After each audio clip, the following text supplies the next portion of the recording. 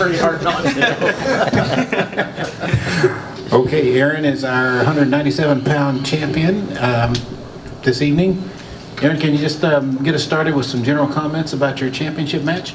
Praise the Lord, man. Being able to be present tonight is a gift. You know, our team, just a special night, family being here, family and friends. So I'm just very blessed that tonight played out as it did. And regardless, I'm very blessed, but it was fun. All right, we've got a question on the over here to the left, and then we're coming to the front row. Ryan Holmes, Intermat. Aaron, one of the things that Carter said was after he won his first one, he sat down with Kale and he said the rest of them were going to be even harder. Did you have a similar conversation with Kale, and how do you feel you guys have managed the pressure throughout the 4 years of winning these titles?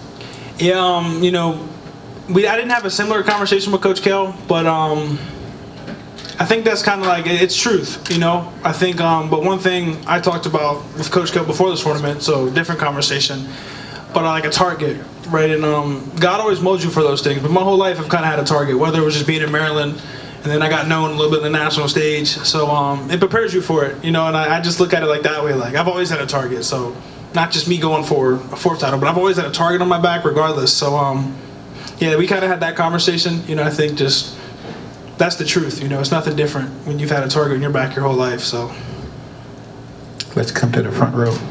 Aaron, Nate Cobbler with the Center Daily Times. It was 20 years ago today, to the date that Kale won his fourth, finished off his undefeated career. Can you talk a little bit about what that means for you to be able to accomplish such a feat as far as getting your fourth on the same date? it's pretty cool to be a part of. When I look back at it, you know, I was thinking about it just before I came out, but I remember being 6 years old, 6 or 7, pretty sure I was 7, but there was this disc of Coach Kale, and it was like his high school national championship, or high school state finals, I'm sorry, then him in high school NHSCA finals, and then his 4 national championship titles. But I'm like 6 years old, I watch it all the time. My dad, no one ever wrestled, but he brought it home and he was like, hey, this is the greatest wrestler ever. You know, he saw undefeated records, and this is the greatest wrestler ever. So I watched it, learned the ankle pick, learned a cradle, and learned a Granby roll. But then to be wrestling in this program and him as my head coach, you know, some days I look, I'm like, man, like God is great. You know, you never know where God's gonna take you. And being 6 years old in the back of the car, GMC watching those things, I didn't think I'd be here. So I said, praise the Lord. Raise your hand, we'll get a mic to you. Okay, we got a couple here on the front row. Go ahead, sir. Hi, Andy Elder, Lewistown Sentinel. Getting to the match, Aaron, Hidley usually makes a living off of underhooks, but you seem to take him totally out of that game. Was that part of the game plan, or was it just you pressuring and not allowing, or dictating the pace? It's just style playing matchups. You know, I think nowadays, especially with the media, social media, everyone knows what everybody's got.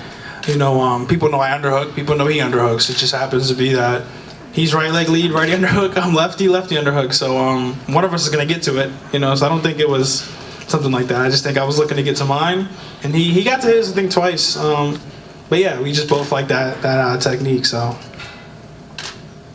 We can go right here. Nittany Sports Now. Aaron, you and Carter become the 6th and 7th wrestlers to win 4 national titles. Speak about your bond and just being able to achieve such an incredible feat together.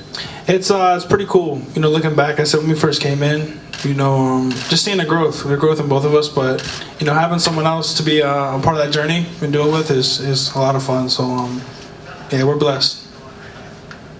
Go ahead. Aaron, you know, we know you guys don't, you know, take into like milestones, things like that, but the past 3 days that you guys have had with everything that you've accomplished, with you and Carter, 4-timers, new team scoring points, new margin of victory, you know, things like that. Can you put into words what it means to be a part of something like that now? I just think it goes to show, you know, generations that are coming. Like I even look at the younger guys, and I'm like, man, like we got some young studs just in the country, you know, with RTCs being available in high school, you know, so I think whatever, records being broken, X, Y, and Z, you know, that's going to happen. But it's cool when you see it because, you know, the sport's evolving, and it's the future is bright for, you know, American wrestling. So not even just talking about Penn State, but I see that in a lot of the youth nowadays. I'm like, man, I wasn't doing that at that age. So, yeah. Any other questions for Aaron? All right, he's got an appointment, so we're going to let him get